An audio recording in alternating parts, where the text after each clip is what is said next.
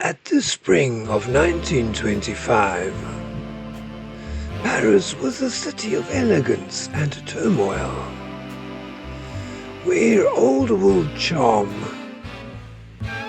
met the stark realities of post-war Europe. Amid the bustling cafes and vibrant streets, the Eiffel Tower stood tall, an icon of modernity and national pride. But beneath this iron lattice, a plot was brewing that would become one of the most infamous cons in history. Victor Lustig was no ordinary man, a master of deception. He had already made a name for himself across Europe and America as the Count, a smooth-talking, well-dressed gentleman who could charm anyone out of anything. His gift lay in reading people, understanding their desires, their weaknesses, and how to exploit them. Lustig arrived in Paris with a grand plan. The Eiffel Tower, despite its iconic status, had become a financial burden to the city. Maintenance costs were soaring, and there were rumors whispered in high society that the government was considering selling it for scrap.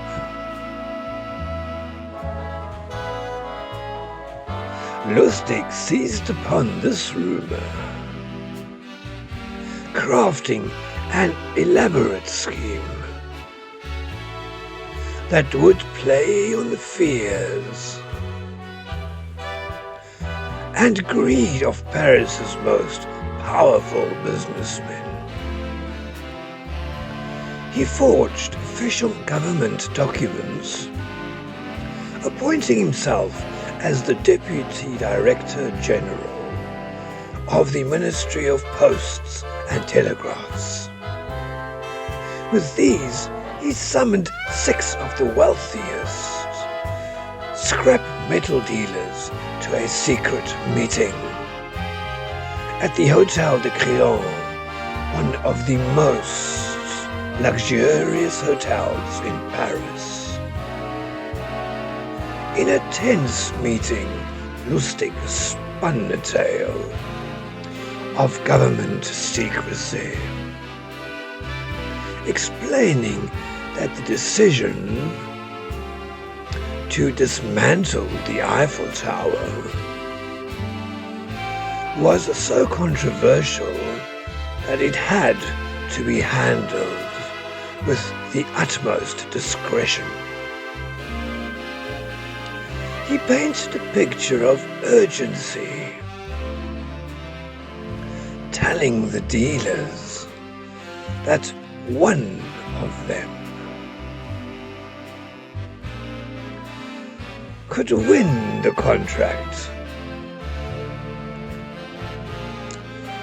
and the decision would be made based on who could handle the project with the least publicity. Among the 6 was André Poussin, an ambitious businessman new to the Paris elite. Poussin saw this as a chance to make a name for himself. He was desperate to secure the deal, to prove his worth among the city's old money. Lustig noticed his eagerness and decided to make Poussin his target. Over the next few days, Lustig cultivated a relationship with Poussin, feeding him just enough information to keep him on the hook. He hinted at bureaucratic red tape and implied that a small fee could help expedite the process. Poussin, desperate and blinded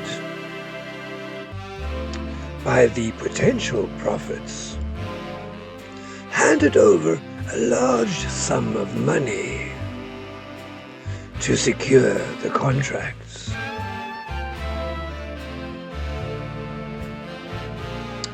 With the money in hand, Lustig vanished, leaving behind a trail of confusion and embarrassment. Poussin, realizing too late that he had been duped, was too ashamed to go to the police. The con was so masterfully executed that Lustig could have disappeared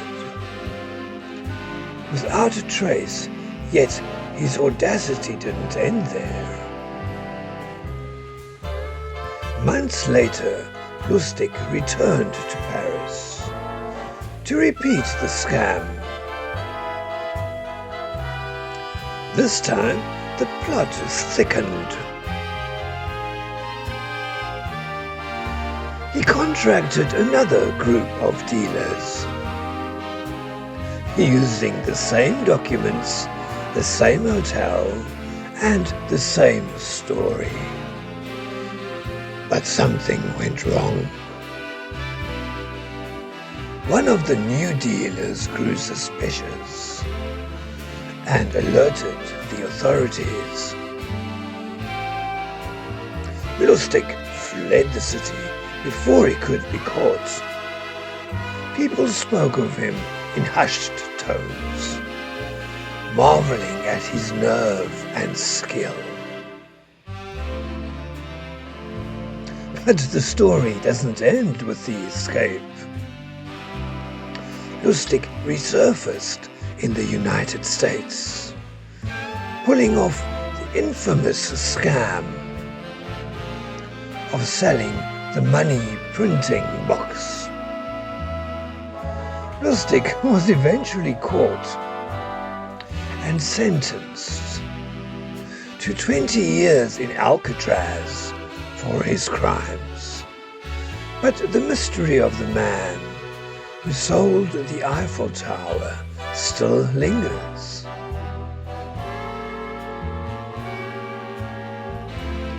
As you gaze upon the Eiffel Tower today,